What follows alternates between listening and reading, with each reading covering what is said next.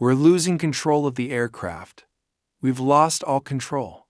These weren't words heard during an experiment or whispered in training simulations. They were real, urgent, raw, and they came from 38,000 feet above the dark Atlantic Ocean, moments before 228 souls vanished into silence.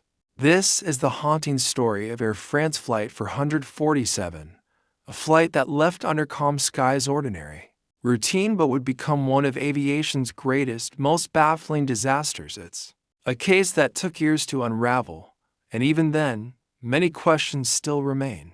On the evening of May 31, 2009, the departures terminal at Rio de Janeiro International Airport buzzed with the usual airport energy: tourists dragging overstuffed bags, business travelers tapping away on phones, families with children half asleep. No one knew it then, but they were boarding what would become one of the most chilling aviation disappearances of the 21st century. Flight AF447 was a scheduled international flight to Paris, France, operated by a state-of-the-art Airbus A330-200, one of the most modern aircraft in Air France's fleet. Just a month prior, it had undergone a complete overhaul. Its twin General Electric CF6 engines were in perfect working order. This aircraft had logged just under 20,000 flying hours. It was young, healthy, a machine designed for endurance, control, and safety. Inside the cockpit was the kind of experience that makes you feel invincible. Captain Marc Dubois, 58, was a veteran with over 11,000 flight hours, more than 1,700 of which were on this very aircraft type.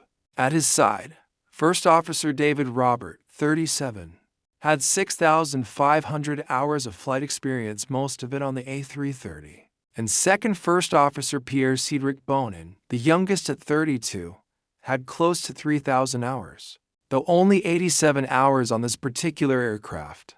All three knew what they were doing, or so everyone believed. It was a night flight, a 12-hour transatlantic journey slicing straight across the intertropical convergence zone, a corridor infamous among pilots for turbulence, thunderstorms, and unpredictability. But with radar, modern instruments, and decades of collective flying wisdom, navigating storms was part of the job. At 7:29 p.m. local time, the plane pushed back from the gate. The sky was dim, the cabin lights low. At 7:59 p.m., it lifted off the runway. What followed was routine. The autopilot hummed to life. Altitude climbed. Passengers dozed off to the sound of engines slicing through the air. Somewhere below, the coastline of Brazil faded into blackness. But overhead, trouble was already gathering quietly, invisibly inside the clouds.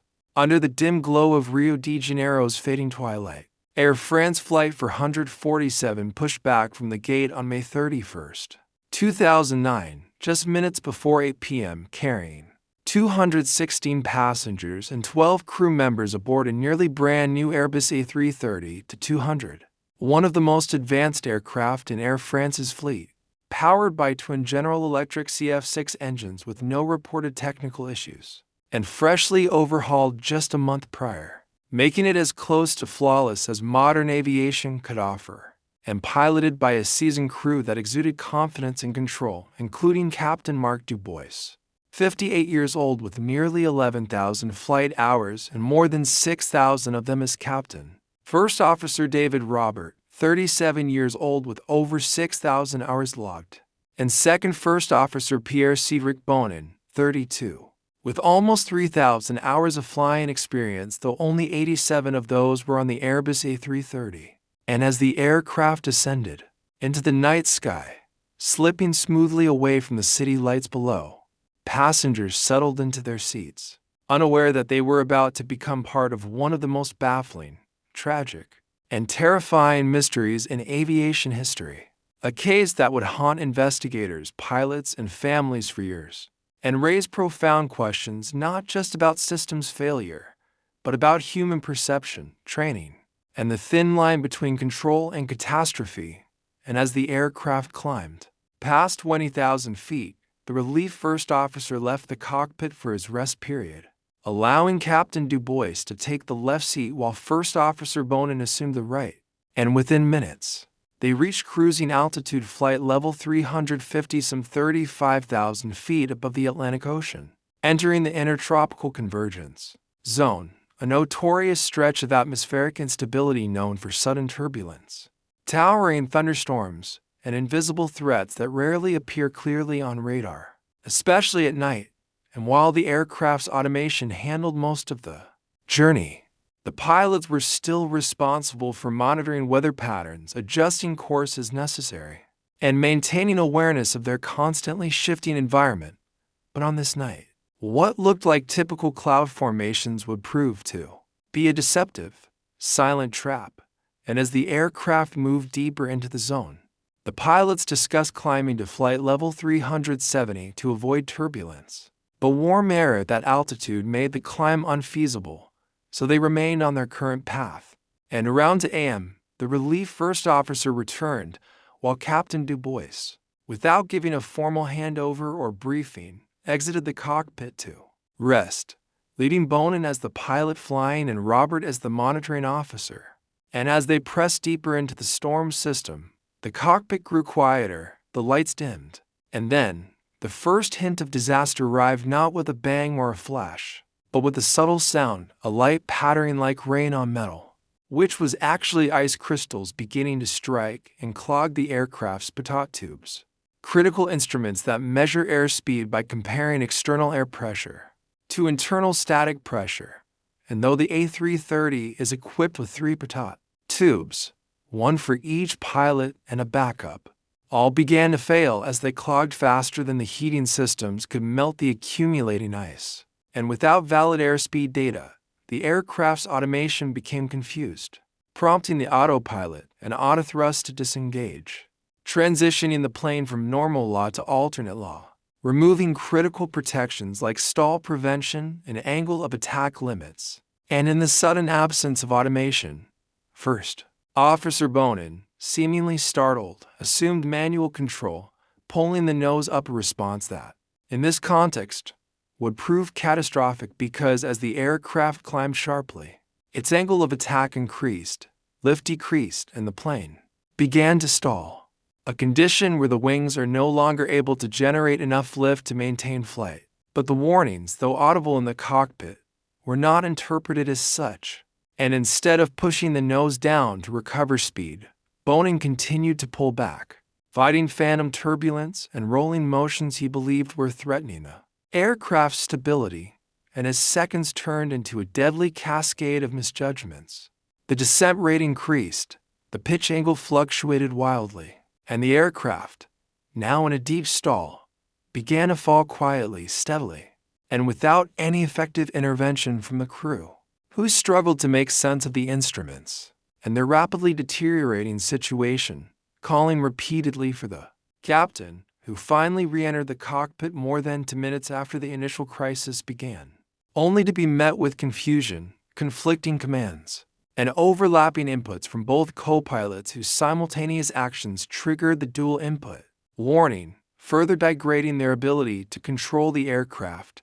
And as the stall continued, the instruments began to provide intermittent and contradictory readings, confusing the crew even more, with their speed indicators dropping to near zero, stall warnings going silent and returning, and control inputs counteracting each other, with Bonin still pulling back even as others urged him to let go or push forward.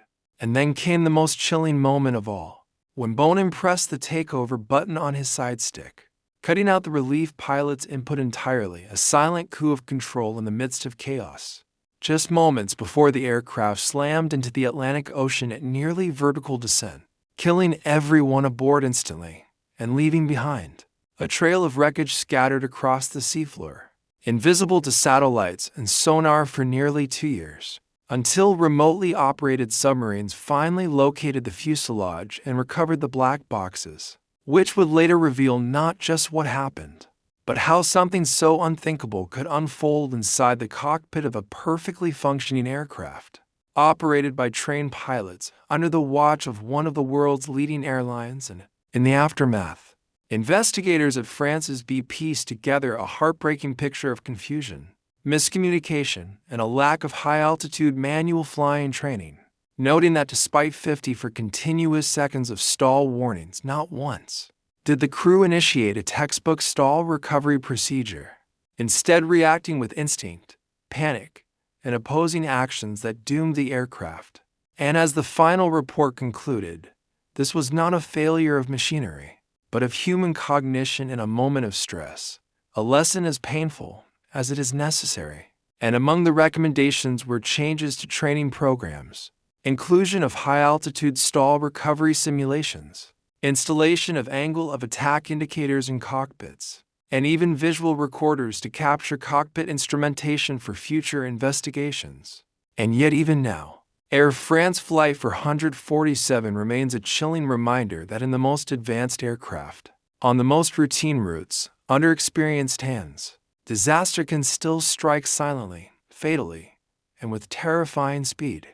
The hours following the disappearance of Air France Flight 447 were filled with confusion and silence, a terrifying vacuum where communication had once been routine. And by 4:20 a.m., when the flight failed to make scheduled radio contact with air traffic control in Dakar, the controllers began to sense that something was wrong. Yet the vast stretches of ocean, the lack of radar coverage, and the complete absence of distress signals made locating the aircraft nearly impossible. And at first, officials hoped it was a communication glitch, a technical hiccup easily resolved. But as time passed and no contact came, that hope began to erode. And across the world, news outlets began reporting a simple, devastating headline: Air France Flight 447 is missing. And for the families of the 228 people aboard, most of whom had just kissed loved ones goodbye hours earlier, a nightmare had begun to unfold, one that would stretch on for years before full answers came. And in the first frantic days of the search, Brazilian military aircraft were dispatched over the Atlantic, scouring the waves for any sign of wreckage. And on June 2nd, hope flickered briefly when crews spotted small pieces of debris and an oil slick floating on the surface, confirmation that something had gone terribly wrong. And yet the main wreckage, the fuselage, the cockpit, the flight recorders remain lost, hidden somewhere beneath the ocean's surface in one of the most remote and least hospitable stretches of water on Earth. And it wouldn't be until April 2011, nearly 2 years later, that remotely operated vehicles descending nearly 4,000 meters below the surface would locate the aircraft's remains and recover the flight data recorder and cockpit voice recorder, both astonishingly intact and once brought to the surface and analyzed by the investigators. These black boxes would finally begin to reveal the final terrifying minutes of the flight, exposing a chain of errors, miscommunications, and gaps in training that ultimately doomed the flight. And what they uncovered was as chilling as it was tragic. Because while many had speculated about catastrophic structural failure or a sudden explosion, the truth was far more haunting. It was a slow-motion descent, a loss of situational awareness, and a failure to interpret clear warnings that doomed the aircraft and everyone on board. And perhaps the most sobering revelation was this: the aircraft never lost power. It never broke apart mid-air, and until the final seconds it remained physically controllable. But it was the crew's response or lack thereof that turned a manageable emergency into an irreversible disaster.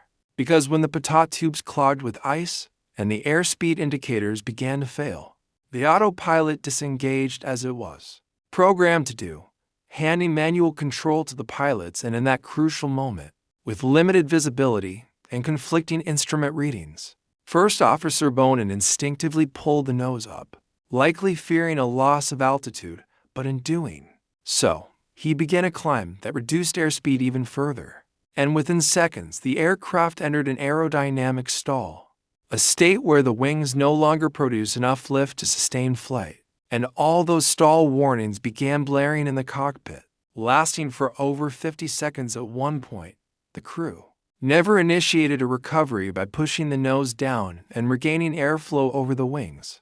And even as the aircraft's descent rate accelerated to over 10,000 feet per minute, The inputs remained erratic, counterproductive, and uncoordinated, with Bonin frequently pulling back on the side stick while the relief first officer attempted to push forward, their simultaneous control inputs canceling each other out and triggering a dual input alert. And despite this, they continued acting independently.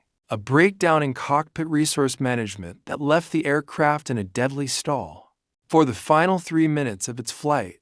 And when Captain Du Bois returned to the cockpit, he was met not with clarity, but with chaos, conflicting data, and to co-pilots unsure of what exactly was happening.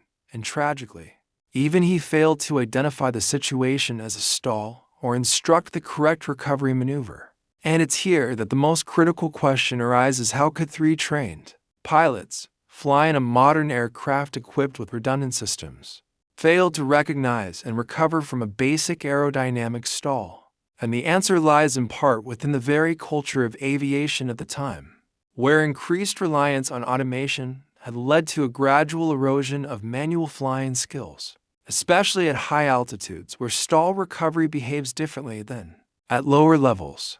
And the investigators noted that although the pilots were certified and their training met existing standards, they had not been adequately prepared to manually fly the aircraft under such conditions, nor had they practiced high-altitude stall recovery in realistic simulators, a gap that left them vulnerable. In the rare event that automation failed, and in the final report, released in July 2012, investigators made numerous recommendations to prevent a repeat of such a tragedy, including requiring airlines to include high-altitude stall recovery in training programs, installing angle of attack indicators in cockpits, and developing better protocols for sharing control during emergencies, especially when augmented crews are used, as was the case with Flight 447.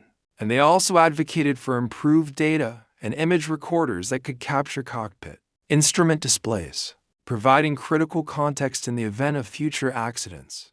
But even with these technical recommendations, the psychological dimension of the crash remains perhaps the most disturbing, because at its core, this was not a case of mechanical failure. It was a case of human vulnerability, of confusion in the face of unexpected failure, of training that had not kept pace with automation, and of silence in the cockpit when coordination was needed most. And as aviation has advanced, this crash has become a case study not only in what went wrong, but in how subtle, compounding errors can build toward catastrophe, and how even the most advanced systems cannot protect against human misunderstanding, unless training is adapted to confront worst-case scenarios head-on. And while new technologies and procedures have since been introduced, the memory of those final 3 minutes of the cockpit filled with alarms, of instruments giving conflicting readings, of a plane slowly falling through the sky, while no one quite understood why, will continue to echo through the aviation community for decades to come, and for the families of the passengers, many of whom waited years for answers and some of whom never received the remains of their loved ones. The tragedy is more than just a case file or a procedural failure. It is a deeply personal wound, a reminder of how quickly lives can be lost when systems falter, and humans are left unprepared to bridge the gap. And in the final moments, as the aircraft dropped from 38,000 feet to sea level in just 3.5 minutes, the cockpit voice recorder captured only fragments of dialogue, confusion, and finally the chilling realization: we're going to crash. This can't be true.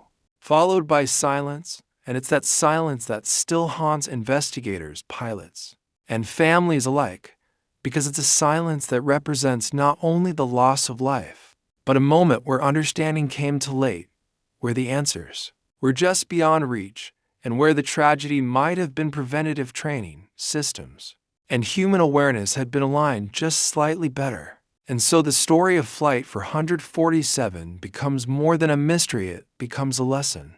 One written in black box data, in cockpit recordings, and in the waves of the Atlantic, where the wreckage lay undisturbed for years. And now, as we look back on that night, it is not just the story of a crash, it is the story of what happens when technology outruns training, when silence replaces communication, and when moments that seem routine can, in an instant, become irreversible. And so, in the dark heart of the Atlantic, where radar fades and radio silence is expected, Flight 447 fell not in a flash of explosion or a fiery malfunction, but in a slow-motion unraveling of order, an eerie collapse that challenged everything aviation professionals thought they understood about safety, and in the wake of the tragedy, the aviation world stood stunned, not because a plane had gone down, but because of how it had happened. Because in a sky filled with technology designed to anticipate and counteract failure, the human factor had once again emerged as the weakest link, and in the offices of Air France, Airbus, and regulatory bodies across Europe, sleepless nights began, as engineers, pilots, and investigators pored over the data, frame by frame, second by second, trying to answer the impossible question: how could 3 pilots, in a flyable plane, lose control so completely that they were essentially falling through the sky without even realizing they were stalled? And the answer, as it emerged, was as complex as it was devastating, because it involved not just the pilot's immediate reactions, but years of training culture, automation philosophy, cockpit design, and regulatory oversight that had allowed a kind of blind spot to develop, one where pilots, increasingly reliant on automated systems, were becoming less adept at the very thing their profession had once demanded above all else: flying, truly flying, with hands on controls and instincts honed through exposure, not merely simulation. And within the pages of the BEAS report came revelations that made the tragedy even more painful, such as the fact that when the stall warnings began blaring, Bonin seemed not to recognize them for what they were, possibly interpreting them as overspeed alerts. And even after Robert questioned the aircraft's pitch and commented that they might be climbing too steeply, there was no effort made to lower the nose and regain airflow across the wings. And worse, when the captain finally returned to the cockpit, instead of taking immediate and decisive control, he hesitated, likely trying to understand what the 2 co-pilots had already been grappling with for 2.5 minutes. But in a situation measured in seconds, even a moment of delay proved fatal. And as he asked what was happening, Bonin's responses were vague. Unfocused, he didn't know what was going on. He was making control inputs out of instinct rather than diagnosis, and when the aircraft ascended past 10,000 feet with its nose still raised, it became clear that they had lost all spatial awareness, unable to visualize what the instruments were trying to tell them. And at no point did any of the 3 clearly identify the situation as a stall, which is particularly haunting given that every pilot is trained to recognize and recover from such conditions. Yet here, at high altitude, the behavior of the aircraft was different, more sluggish, more deceptive, and the training they had received simply hadn't covered this specific scenario in a realistic way. And it's in that gap between automation and intuition, between expectation and experience, that Flight 447 was lost, and the ripple effects of the crash were immediate and far-reaching, sparking changes not only in Air France's training protocols, but in international aviation standards, with regulators around the world mandating more rigorous high-altitude stall recovery exercises, more emphasis on manual flying, and new cockpit technologies including angle of attack indicators, which could provide pilots with clear real-time feedback about the aircraft's position relative to the air around it. And perhaps most critically, the industry began to reckon with the psychological reality of flight crews in high-stress scenarios, recognizing that cognitive overload, decision paralysis, and hierarchical communication failures could all contribute to disaster if not addressed directly. And the final minutes of Flight 447 offer a case study in those failures, with the cockpit voice recorder capturing moments where both co-pilots were acting independently, where overlapping commands and simultaneous control inputs rendered the aircraft directionless, and where even the presence of a captain with over 11,000 flight hours couldn't reverse the downward spiral once it had begun.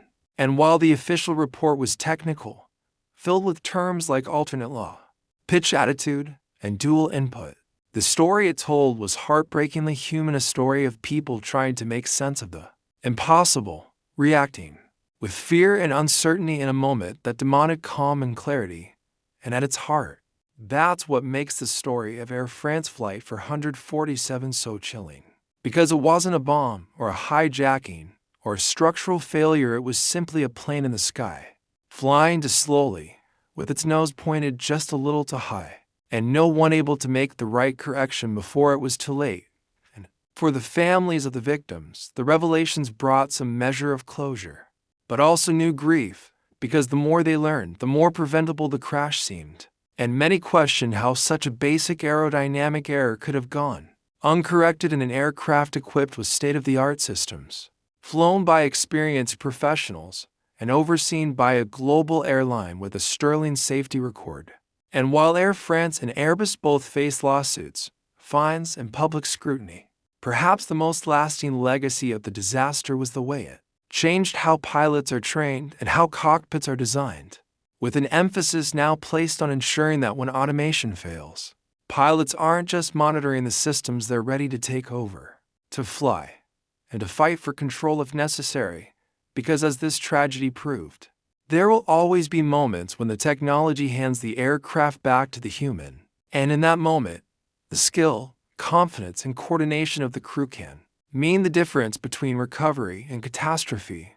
And today, as planes cross the same stretch of Atlantic every night, passing silently over the place where Flight 447 fell, many of them crewed by pilots trained in part because of what happened on that flight, there's a strange kind of legacy being written not in headlines or lawsuits, but in the quiet competence of crews now better prepared to face the unexpected. And as haunting as that may be, it's also a testament to the lives lost, to the passengers and crew who never made it home, and whose final moments became the catalyst for a safer sky. And perhaps the most sobering thought of all is that in the cockpit of Flight 447, the very moment the autopilot disengaged, the moment when the aircraft first encountered trouble, it was still flyable, still stable, still recoverable, and had the crew recognized the stall and performed the proper maneuver, the aircraft could have leveled off, regained speed, and continued on to Paris with nothing more than a story to tell. But instead, confusion compounded confusion, and by the time clarity returned, it was too late. And the ocean, vast and indifferent, claimed the aircraft with a finality that no system or protocol could undo. And as investigators continue to reference Flight 447 in discussions about cockpit design, pilot training, and automated flight, one thing remains heartbreakingly clear. This was not an inevitable disaster. It was a preventable one. And while the skies may be safer because of it, the cost of that safety was measured in human lives, in families left without answers for years, in children who never came home, in voices captured on tape speaking into the void, not knowing that the world was already listening, already mourning, and already asking the questions that would echo long after the final impact. And still, as we continue to examine every second of that doomed flight, one disturbing pattern rises above the rest: not mechanical failure, not sabotage, not a failure in engineering, but a systemic failure in communication and comprehension.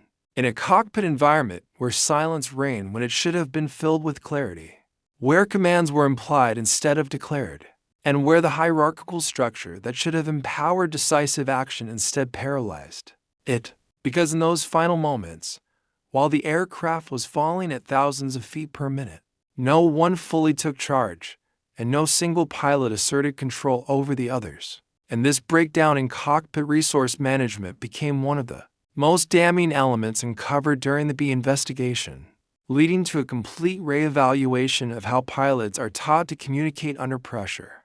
Because what unfolded in that cockpit wasn't chaos in the traditional sense, it was worse. It was confusion dressed as calm, a kind of frozen panic, where the presence of 3 trained aviators should have created synergy, but instead generated contradiction.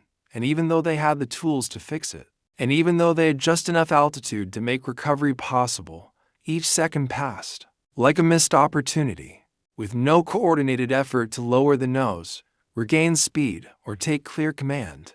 And what's more troubling is that these kinds of failures were not unique to Air France, or even to this aircraft. They were systemic, embedded in the overconfidence that automation had inspired across the aviation world, where manual flying skills were slowly being treated as relics of the past, used rarely and trained for even less frequently, and in simulator after simulator, pilots were being drilled on automated procedures, but not on what to do when the automation disappears, when the plane suddenly becomes just a machine in the sky, subject to the same rules of lift, drag, thrust, and gravity that have always governed flight.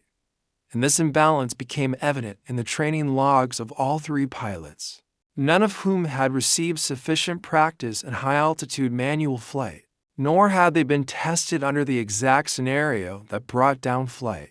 For 147, a sudden loss of airspeed indication due to pitot tube icing at cruising altitude, which, while rare, was entirely plausible given the known climate of the intertropical convergence zone, and the fact that no procedure had ever drilled them to respond to such a failure, in the context of a stall, only magnified the disaster, because the instruments weren't lying, but they were confusing.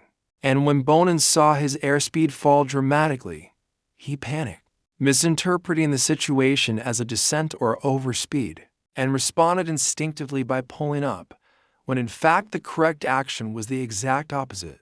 And perhaps the most haunting thing captured on the cockpit voice recorder is not the panic or the shouts, but the absence of recognition. The long stretches where the stall warning blared, and no one called it out, no one named it, as though the word stall itself was missing from the room. And in aviation, recognition is everything, because you cannot fix what you do not acknowledge. And in the case of AF-47, the absence of that one-word stall was the difference between a brief, terrifying incident and a permanent tragedy. And in the wake of the report's release, international aviation organizations scrambled to respond, with the European Union Aviation Safety Agency, the FAA, and ICAO all adopting or recommending new standards for pitot tube design, training, programs, cockpit alert systems, and the use of angle of attack indicators, which are now mandatory on many new aircraft. And these small, often overlooked instruments offer pilots an immediate, intuitive understanding of their aircraft's aerodynamic state, something that could have been the difference on that pitch-black night when the horizon was invisible and the airspeed data was suspect. And yet, even as these technological changes were adopted, a deeper conversation began, one about humility in the face of automation, about whether we had become too reliant on systems, and whether pilots were still being prepared to fly, truly fly when it mattered most. And this conversation extended far beyond Air France or Airbus, permeating flight schools, airline safety departments, and aircraft manufacturers, who all had to grapple with the sobering realization that a $200 million aircraft, loaded with every conceivable safety feature, could still fall from the sky because of a momentary failure in human understanding. And as this realization took hold, the entire philosophy of pilot training began to shift, with airlines increasing the emphasis on upset recovery training, manual handling skills, and simulator scenarios that intentionally removed automation to force pilots to fly by feel, judgment, and raw aerodynamic instinct. And alongside this came a cultural shift in cockpit communication, emphasizing more assertive dialogue, clearly defined roles, and a flattening of hierarchy during emergencies, where the most senior pilot does not dominate by rank, but by clarity of action, and all voices regardless of position are encouraged to speak, question, and correct without hesitation. And these changes, while too late for the 228 lives lost aboard Flight 447, have undoubtedly made modern aviation safer, but they also serve as a sobering reminder that progress often comes not from innovation, but from tragedy.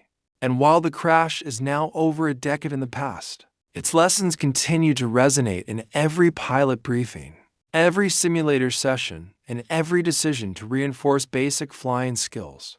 Because as long as human beings sit in the cockpit, human error will always be part of the equation. And the goal is not to eliminate it entirely, that is impossible, but to reduce its impact, to train for it, and to build systems and cultures that can absorb a mistake without collapsing into disaster.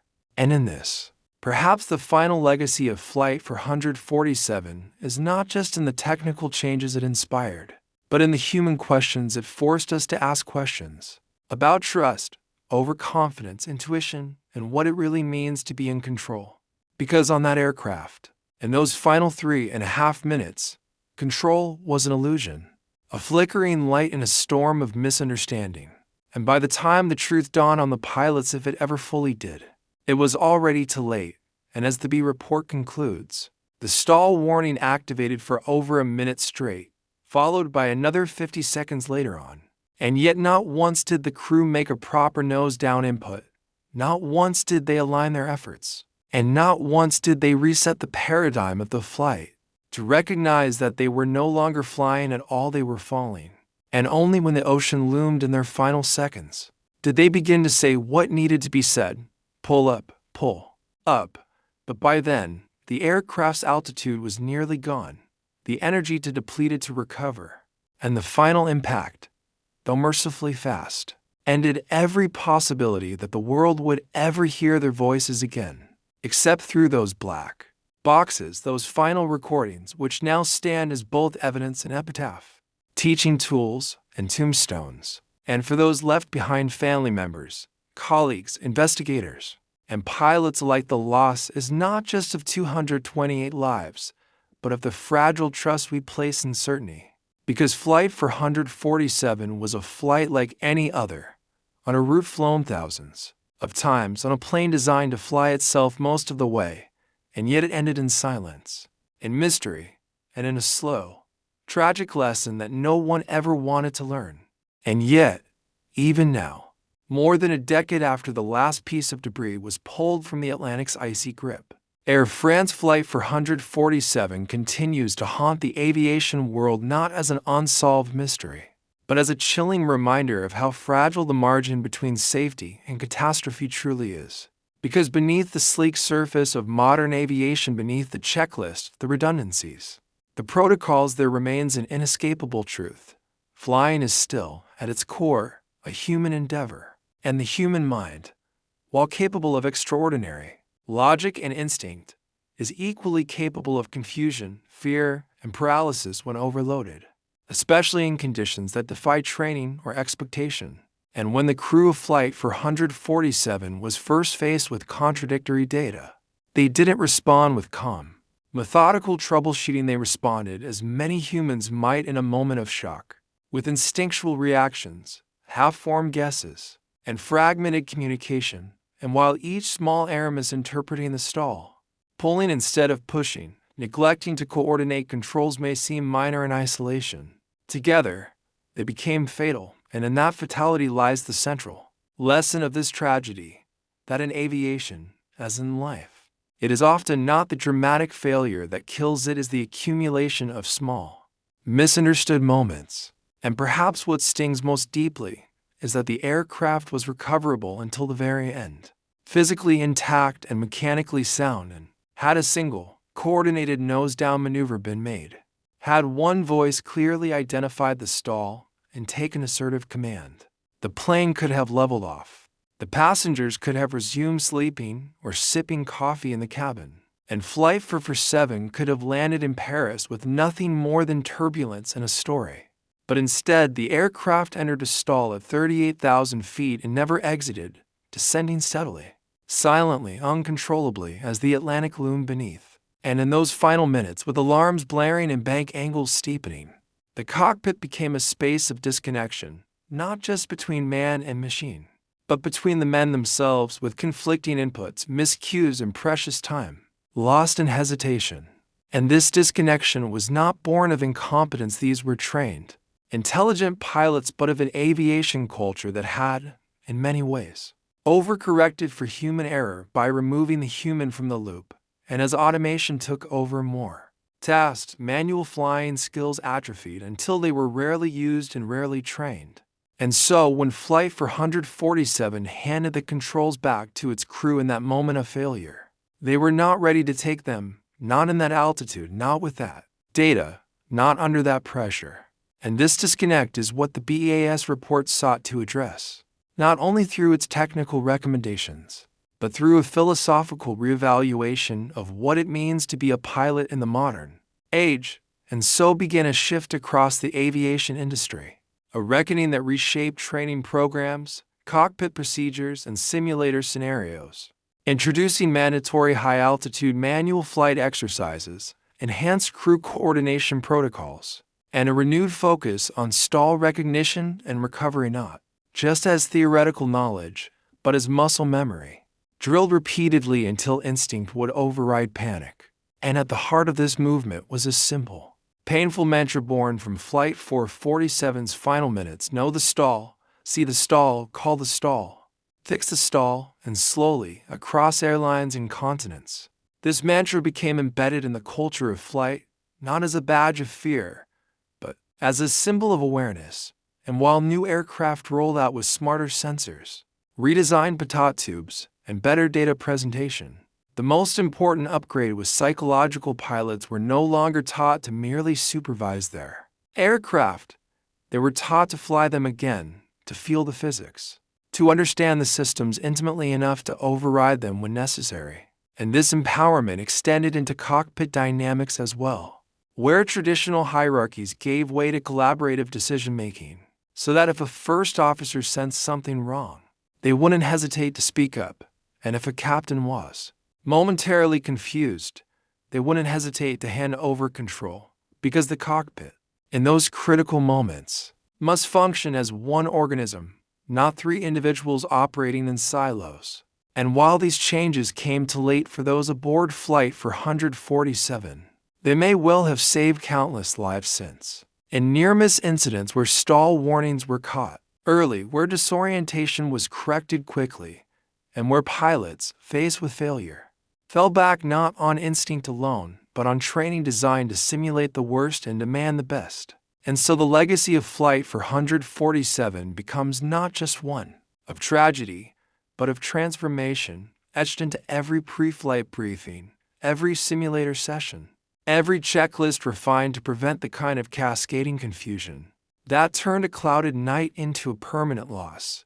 And even now, in airline safety videos, in training manuals, in industry conferences and case studies, Flight 447 lives on not as a ghost, but as a guidepost, a reminder that no system is infallible, and no pilot immune to error, but that with the right culture, the right tools, and the right training, errors can be caught, lives can be saved, and skies can be made safer one flight at a time.